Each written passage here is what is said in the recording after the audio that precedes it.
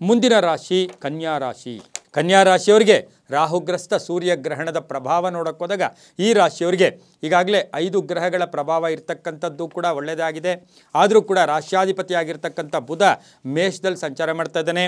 ಈ ರಾಶಿಯವರಿಗೆ ಮುಖ್ಯವಾಗಿ 6ನೇ ಮನೆಯಲ್ಲಿ ರೋಗ ಸ್ಥಾನದಲ್ಲಿ ಗ್ರಹಣ ಸಂಭವಿಸ್ತಾ ಇದೆ.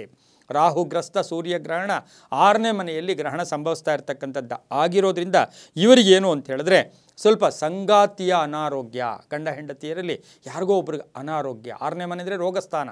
ಹಾಗಾಗಿ ಸಣ್ಣ ಪುಟ್ಟ ಕಾಯಿಲೆಗಳಿಂದ ಬೇರೆಯವರು ಬಳಲೂ ಕೂಡ ನಮಗೂ ಕೂಡ ತೊಂದರೆ ಆಗ್ತಕ್ಕಂಥ ಸಾಧ್ಯತೆ ಇರುತ್ತೆ. ಪಾಲುದಾರಿಕೆಯಲ್ಲಿ ಬಹಳ ಜಾಗೃತಿಯಾಗಿರಬೇಕು. ವ್ಯವಹಾರಗಳಲ್ಲಿ ಸ್ವಲ್ಪ ಪ್ರಜ್ಞೆ ಇರಬೇಕು. ಹೊಸ ಹೂಡಿಕೆಗಳು ಬೇಡ ಅಂತ ಹೇಳುತ್ತೆ. ದೇವತಾ ಕಾರ್ಯಗಳಲ್ಲಿ ಭಾಗಿಯಾಗಿದ್ದೆ ಆದರೆ ಅದು ತುಂಬಾ ಒಳ್ಳೆಯದಾಗ್ತಕ್ಕಂಥ ಯೋಗ ಕೂಡ ಇರುತ್ತೆ. ಅದ್ರ ಜೊತೆಗೆ ಹೊಸ ಉದ್ಯೋಗ ಸಿಗ್ತಕ್ಕಂಥ ಯೋಗ ಕೂಡ ಇರುತ್ತೆ.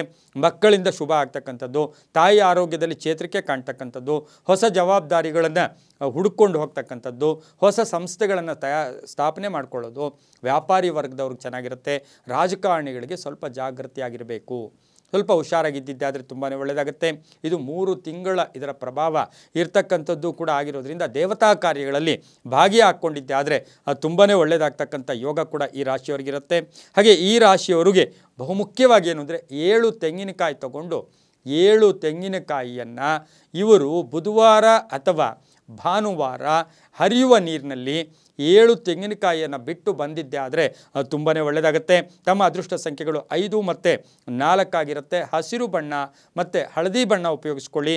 ಹಾಗೆ ಓಂ ರಾಮದೂತಾಯ ನಮಃ ಶ್ರೀರಾಮನಾಮ ಜಪ ಮಾಡ್ಕೊಳ್ಳಿ. ಅದು ವಿಷ್ಣುವಿನ ರಾಶಿ ಕೂಡ ಇದಾಗಿರೋದ್ರಿಂದ ತುಂಬಾ ಒಳ್ಳೆಯದಾಗುತ್ತೆ.